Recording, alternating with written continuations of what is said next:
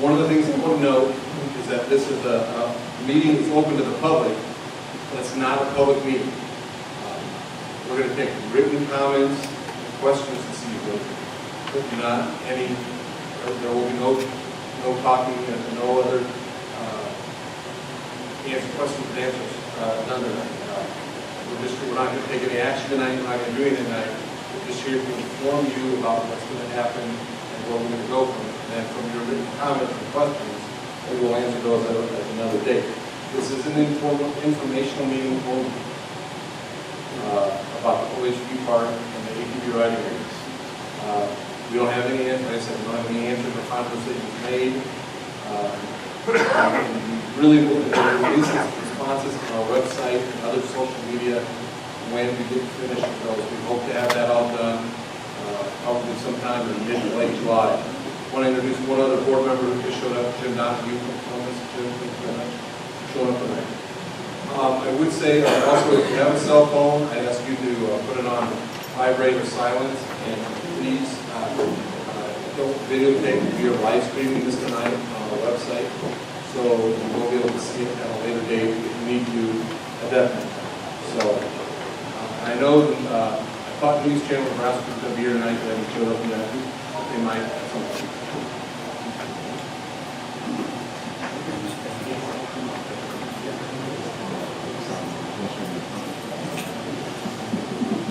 You said, do we do any more line? Go ahead.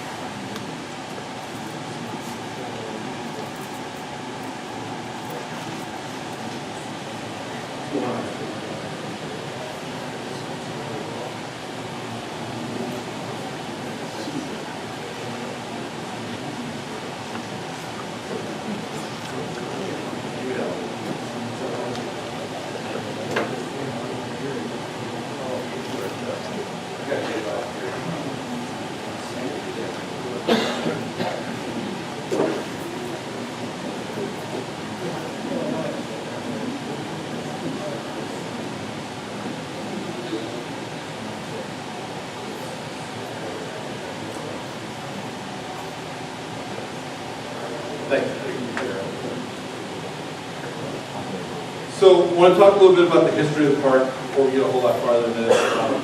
Really, before 1989, we had a number of people who used to use the park and knew about it.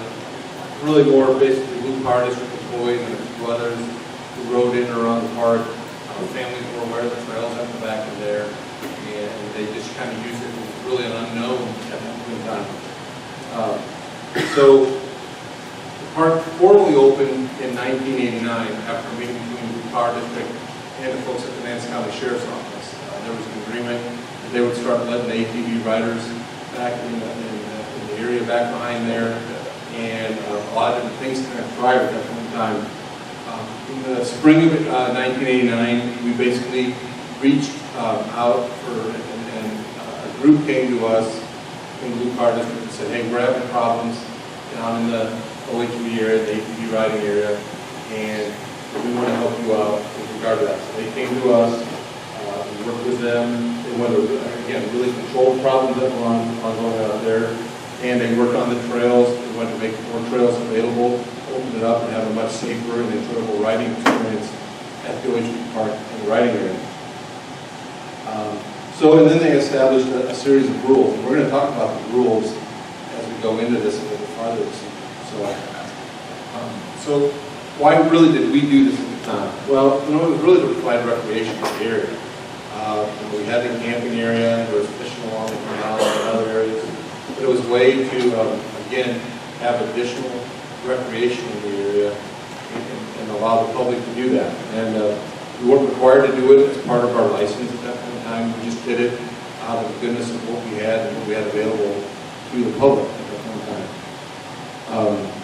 So we really just, we didn't have the manpower to operate the OHV Park at the time by ourselves. And that's why we reached out to the third group, and the third party group came to us and they said, we'll handle everything for you. We'll do everything for you. Just let us open. So I want to talk about the rules that we were established at that point. These are important, and these are still existing. regardless of what happens in the future. So, riding from 8 a.m. until 11 p.m. with a curfew from 12 midnight to 7 a.m. I know that's been violated quite a bit, but that's one of the most important rules that we have out there. No alcohol or drugs allowed. There's a lot of people, a lot of alcohol, a lot of drug use going on out there. Again, it's not allowed. It's one of the rules. We can't enforce the rules because we don't have the manpower to do that. But those are the rules. And those are part of what we're getting shut down together in the future. You decide to look at that. No riding on any roads for any reason. Riding on the sand and trails only. No riding in the off-limit areas and other signed areas. You just can't do it. No riding around the jetties or any other electrical lines or equipment. We ask that you please use helmets, boots, and other safety gear. We ask you to inspect all the areas before riding to make sure it's safe for everyone. We don't want anybody getting hurt, just like you don't want anybody getting hurt. So you stay away from unsafe conditions. Of course, the district is not responsible for accidents. You enter at your own risk. You are responsible for what happens out there to yourself. And again, those not following the rules can be reported to authorities. We'll talk a little bit about the authority issues and that came up in the past and where we're at with all this. And the loading, unloading, and riding of the ATVs and dirt bikes is prohibited in the campgrounds. Picnic areas, roads, parking lot near the bridge. Only use the designated loading and unloading areas. Children under the age of 16 must be accompanied by a parent or legal guardian. The access is limited to vehicles fewer than 65 inches wide. No cars, pickup jeeps, rails, dune buggies, and SUVs. In the camping area, campfires must be limited to no more than 3 feet in diameter. U.S. Fish and Wildlife Service approved charcoal arresters must be used. And then finally, all trash must be cleaned up and deposited in the trash containers. Again, these are the rules that we set forth working with the third party back many, many years ago. And it's really because of some of these rules that things got to the point where in September of 2016, we made the decision to shut down the park area.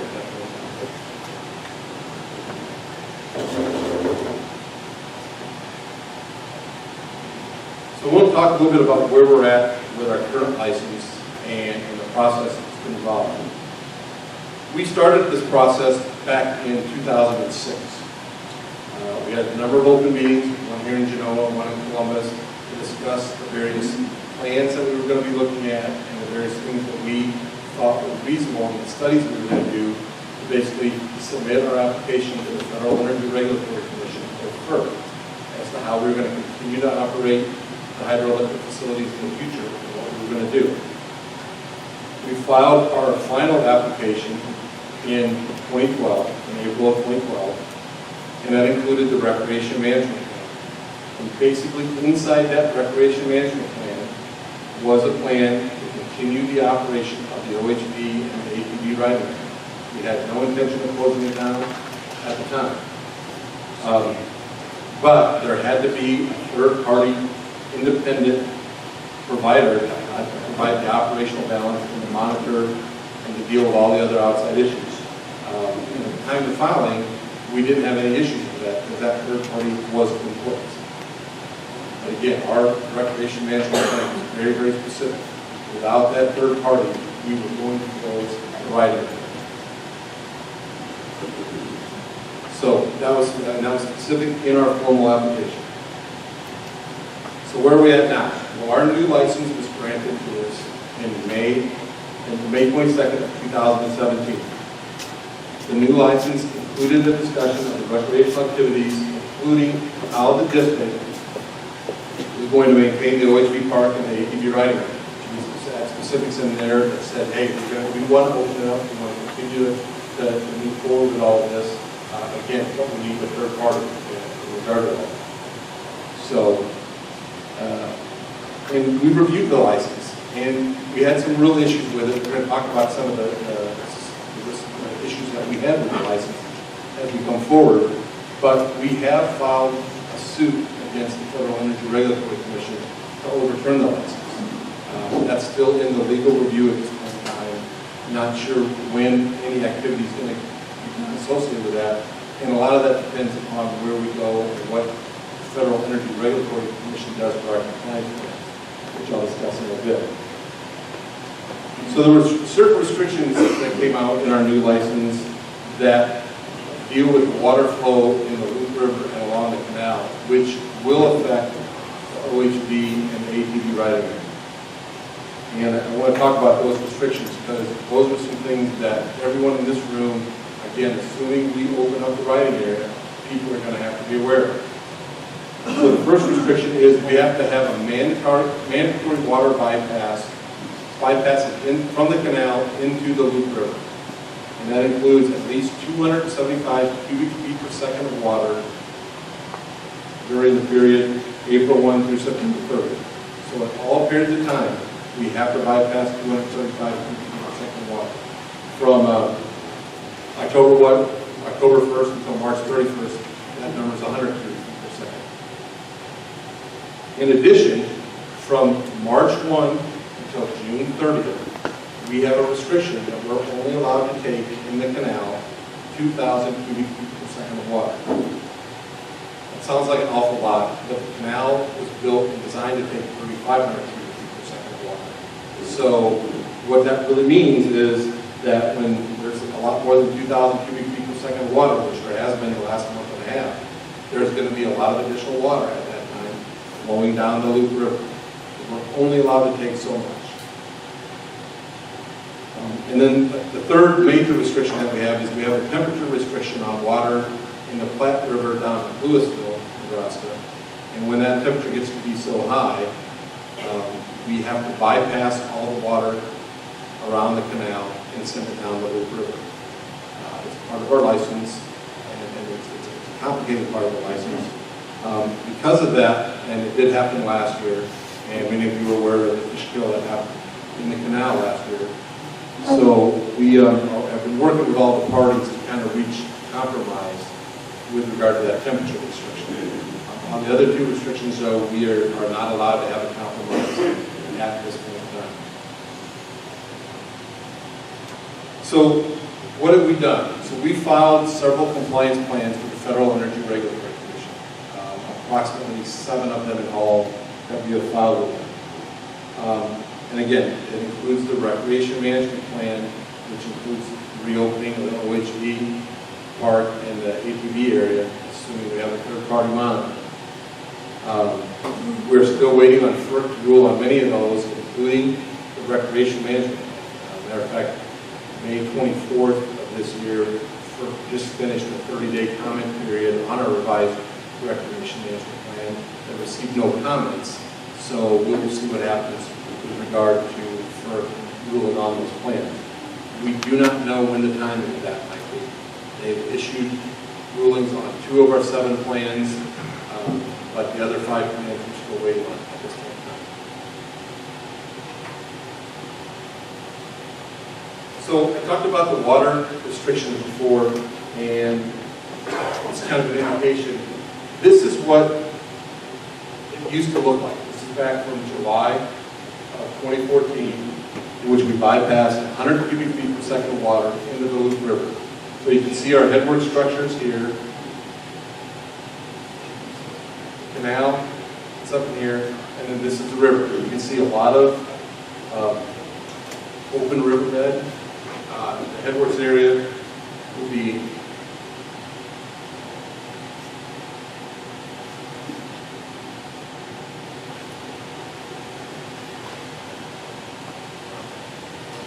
headworks area would be down in, you guys know, down in this area here. So again, a lot of open area to ride. And if you got through the headworks area, you can get onto the river area, which again, it does have some ownership interest in. So it allows a lot of different possibilities. This next slide, this was taken this year, March 14th, or May 14th, 2018, and there was 525 cubic feet per second of water flowing down the river. As you can see from this picture, not a whole lot of open riding area along the river. And this is going to be more typical of the riding conditions during our license period, especially from that March 1st through June 20th time period, or June 30th time period, and then even more so after June 30th, because of the additional water that we have to go by the headworks that we're not allowed to take into the canal. And prior to this point in time, we were able to take all the water out of the Loup River that we could, again, up to our 3,500 cubic feet per second. So there were obviously times in which we had even less than 100 cubic feet per second going on the river, which made, riding very enjoyable for everybody in a particular area. So those are, again, this is back in the days when we had very little flow going by past the headworks area. And again, now you can see where we're at with the flow in the area. So I want to talk a little bit about what our goals are and where we're at with regard to our goals. We want really several things to happen with the OHV area and the ATV riding area. First and foremost, we do want to open up the park. We realize what a benefit is to the folks that utilize that area, the OHV park and the ATV riding trails. It's a great place for recreation. You guys know all about it. You guys have used it your whole life probably. It's been really beneficial to the city of Genoa from the economic reason. People come in, utilize the facility here in town, and then go back out to the campground and the ATV riding area. And it's been a real positive benefit for everything around it. And we really want that to continue. So, but certain issues need to be addressed. There's been a lot of comment, and I read social media just like a lot of you do, on the accessibility and what can be done and what can't be done. But the thing of it is, a riding area must be accessible to all individuals. There can be no limitations. No fee can be used to ride in the riding area, in the trails, or any place. And the trails must be maintained and driven and taken care of. We have to try to limit liability as much as we can. We're going to talk about that as we go through this. And that really leads to my next argument. The district has to have all liability eliminated. That liability costs us dollars that we have to recover from the people who use electricity panels. We can't recover it from anybody else. It's the only way we do it. It's an operating cost, and it's not fair. So we're going to take all reasons possible to eliminate the liability of the cars. If that means putting them on a third party or something like that, so be it. But liability cannot be pushed back on the cars. And we'll talk about more liability in a little bit. And then finally, the operation of the park has to basically not interfere with our operations. As most of you may recall, at least twice a year, once in the spring and once in the fall, when we started dredging to the south side management area, we basically closed down the ATV area. It was too dangerous, and we wanted to make sure that we were safe, and then we would open them back up after working with the third-party provider, the third-party monitor at that point. They would come in, do the trails, make sure everything was safe, and things worked out very, very well at that point. But they were closed. Again, right now we only do that twice a year. That may change into the future. At this point in time, we're only planning on continuing to go to the south side twice a year as far as our dredging operation goes. But third thing, the other thing that comes in there in the non-interference comes with wildlife. As many of you know, in the Headworks area, at the Headworks area, there are two threatened and endangered species that nest during the summer period there, the interior lace tern and the piping plover. And both of those animals are threatened and endangered and on the U.S. Fish and Wildlife Services with an endangered species list. If those animals start showing up in the riding area, we're going to have to make some changes because of that. Again, because of their protection on the list, we cannot continue. We stop dredging on the north sand management area when the birds show up. And so we're going to have to continue to monitor that and look for that. And so one of the things is if we ever do open it up, we're going to ask for your help in doing that. Monitor and look for those birds. taking of the bird is considered a punishable offense and finable to Loup Power District, anybody that does take it on purpose, and to some degree even by accident. So we have to be very, very careful with those threatened and endangered species that exist in our headworks area.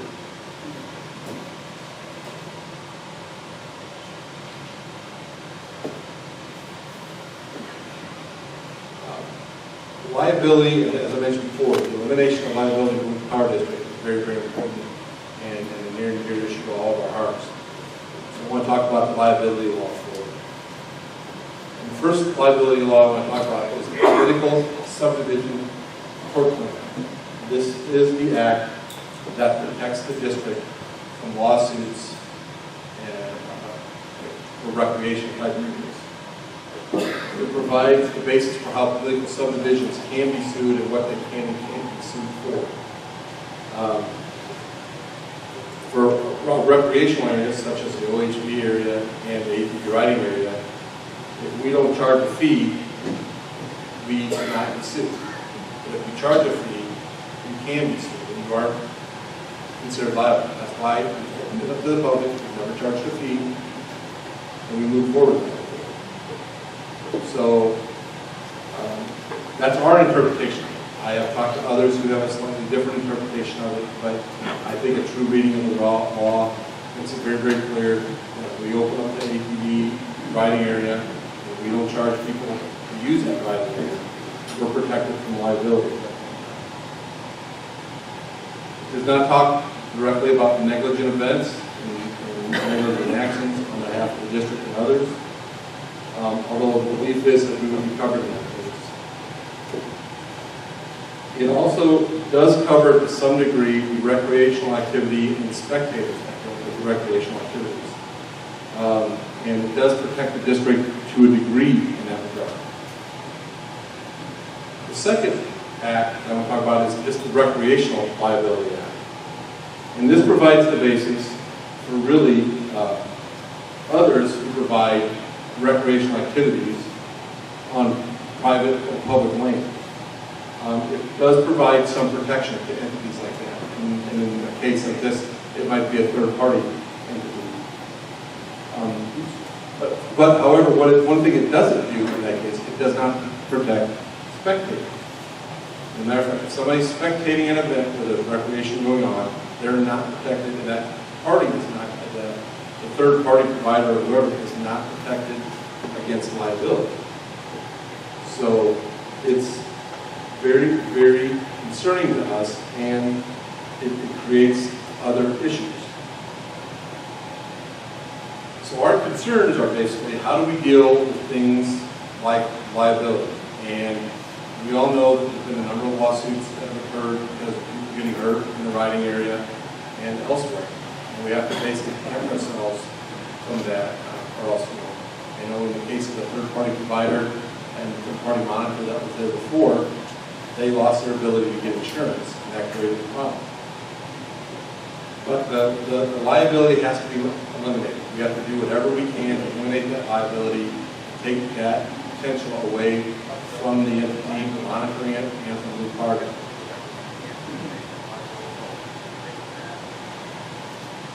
We understand accidents are going to occur, but again, those accidents should not be the responsibility of the district and or any third-party monitor who will open up the area and do what they have to make it an enjoyable recreational area for the public. But one of the things it will mean, and we have interpreted this and looked at it very, very closely, it will mean there will be no more things such as jamborees. They will not be allowed to occur, and they cannot occur. The ability to have spectators watching events and being in events out at the ATV and OHV area, there's no protection on the liability for them, and most insurance companies are not going to allow you to have insurance at that point in time. So it creates a huge problem. So we are going into this basically saying that no jamborees will be allowed in the future at the OHV park and the ATV riding area. There is some kind of gray area in the law but really from a protection issue, we have to have it. There's no ifs, ands, or buts about it from our standpoint.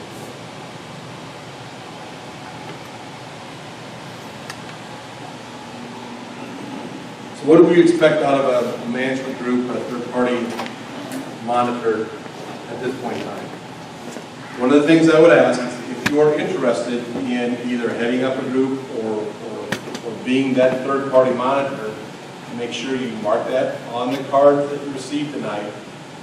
And we will be having a meeting probably sometime in July or August with those groups, basically laying out everything that needs to be done, basically laying out a specific contract with Loup Power District for moving forward with being that third-party monitor and that management. We will have a meeting with everybody so everybody can hear the same story, and we'll go through all the rules, regulations, what we're going to need from you, and really, basically including insurance. We'll have a specific contract that basically indemnifies the district for all liability, and you're going to have to take all that liability on yourself. So you're going to have to know the rules and the regulations associated with all of that. Note that on your card, and we'll get in touch with you when we do have that meeting. So as I said before, there will not be jamborees. It's too much of a liability to all of us, and we just can't allow that because of the number of people that will go out there and the number of injuries that could occur should something happen.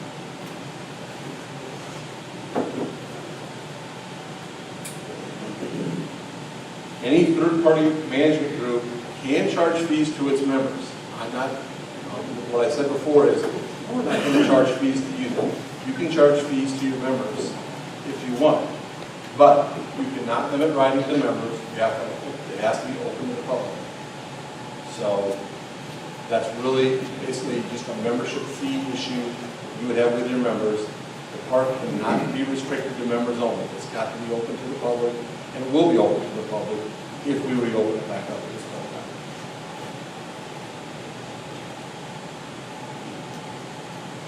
This next bullet point gets to be pretty important. Third-party management group has to communicate and coordinate with a number of different groups. First and foremost, obviously, is with the district. We have to be in constant communication as to when we're operating on the south side, when we're pushing sand out on the south side, to make sure that the park is closed so that injuries don't occur. If something's going on that we need to do something with the park, we have to have constant communication back and forth. And that's a huge concern of ours because although we had a very good working relationship with the third-party management group before this, but we've got to make sure that that continues to move forward. Has to be communication with the fire and rescue folks and the local law authorities. We've got to be in communication with them, let them know what's going on.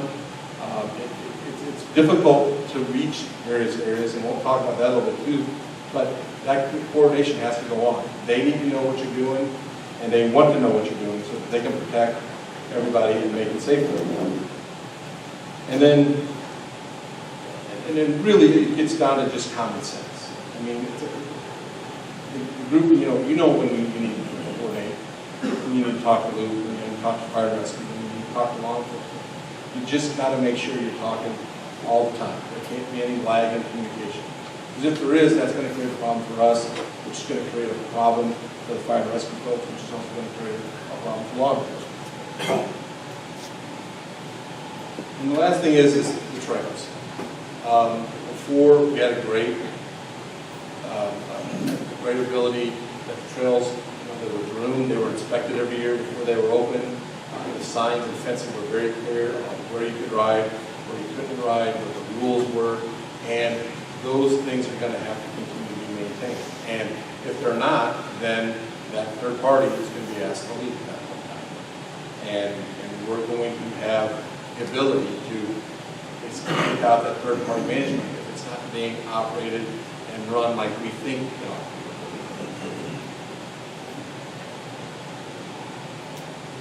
Now, another concern that has gone on quite a bit, and this really, I think, has been brought to our attention here in the last probably couple of years.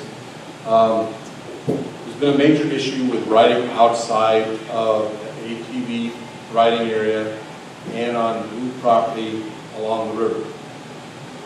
And there's a lot of outside individuals, people not associated with Loup property, that own property along the river and next to the Headworks area that have contacted us and let us know that, hey, we've got people riding up and down the area and it just creates a problem. This has got to stop. Again, it's trespassing if you're not actually sitting on the water. You can't be touching the ground. If you're touching the ground, you're trespassing on somebody's property. That's a state law. So property violations have occurred out of the ATV and OHV park area for many, many years, and we want to put an end to it. We have neighbors that we want to be respectful to, and if we're not, it's going to create a closure of the OHV park.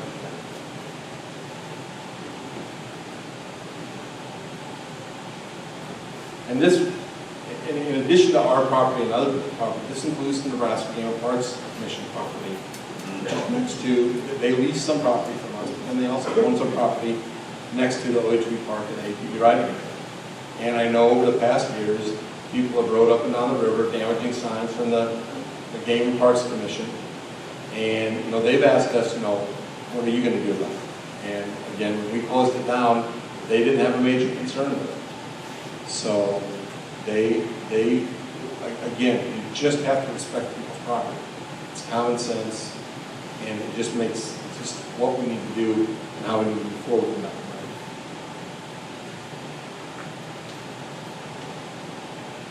Talked about that adjacent ground and also, and the damage that's gone on there. Again, the other thing that the Nebraska Game and Parks is very concerned about are those threatened and endangered species that we talked about earlier.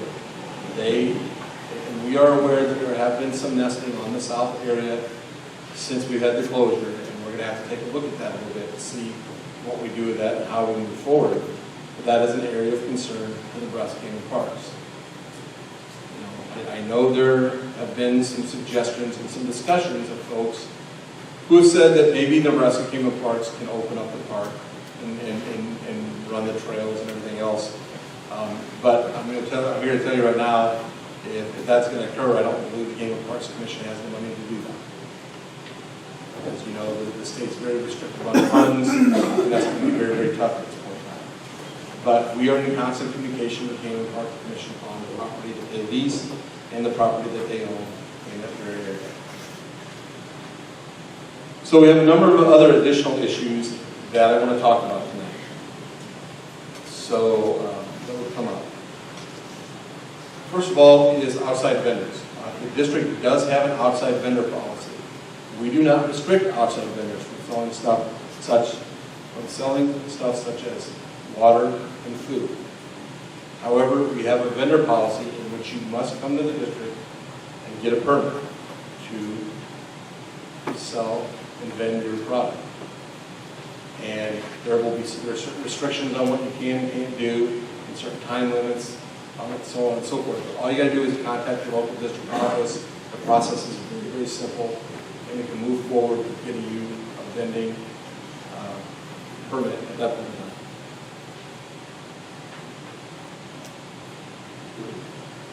The open, closed, quiet times. As I mentioned at the very beginning, there's been a tremendous amount of concern in the past with people abusing the open, closed, and quiet times at the ATV riding area.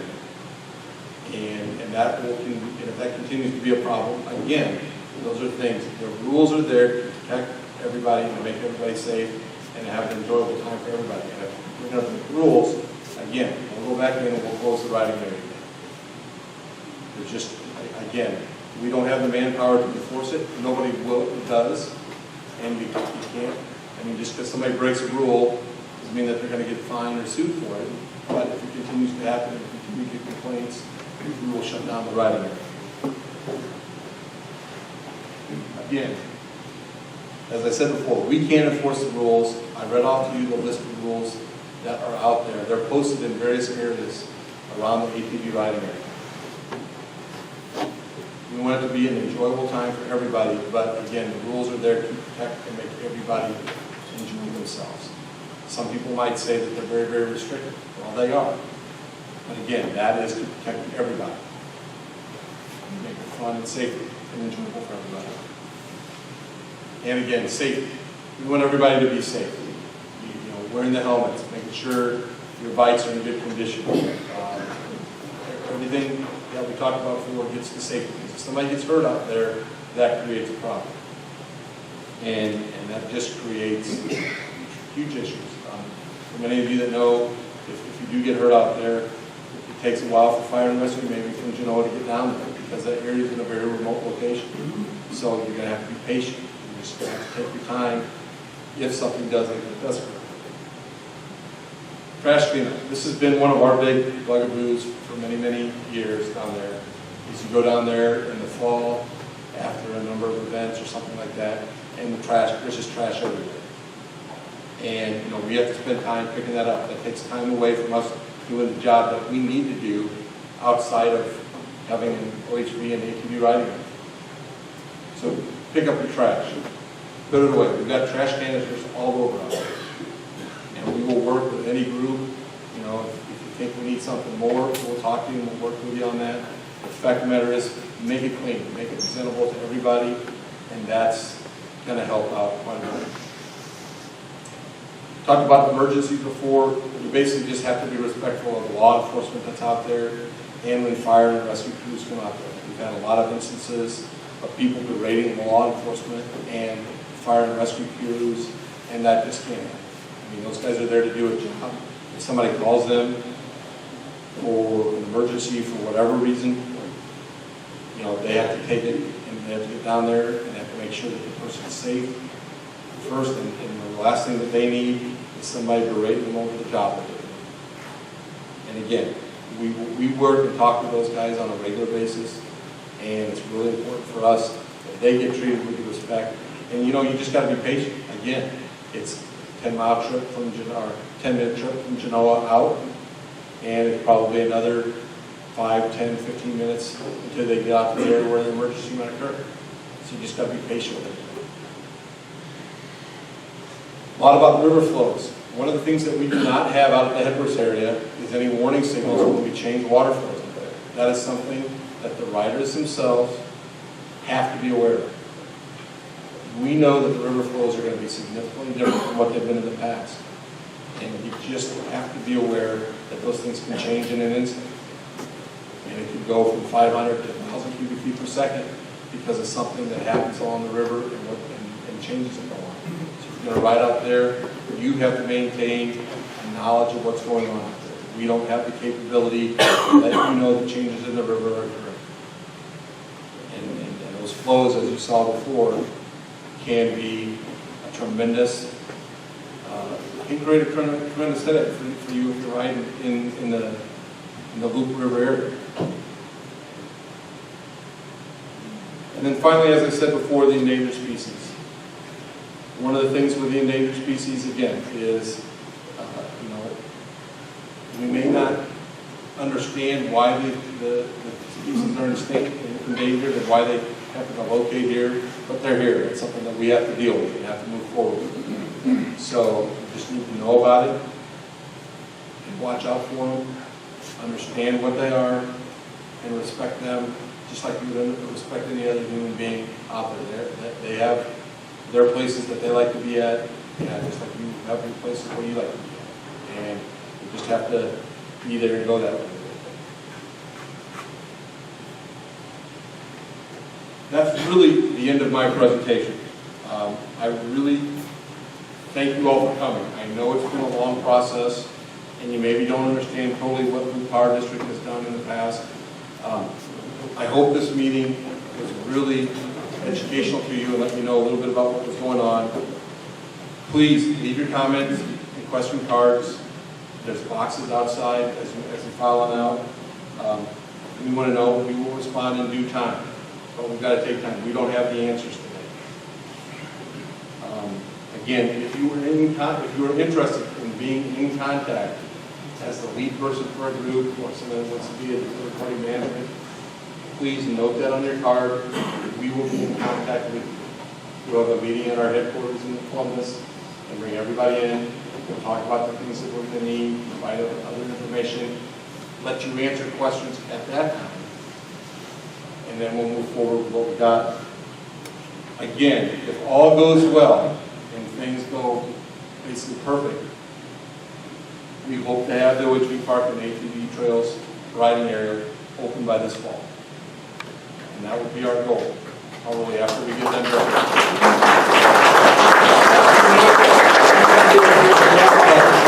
That's going to take a lot of effort on the management group, on you guys, and again, if the rules continue to get broken, we will shut it back down. We won't hesitate to shut it back down. So, with that, enjoy your evening. Thank you very much. Yes,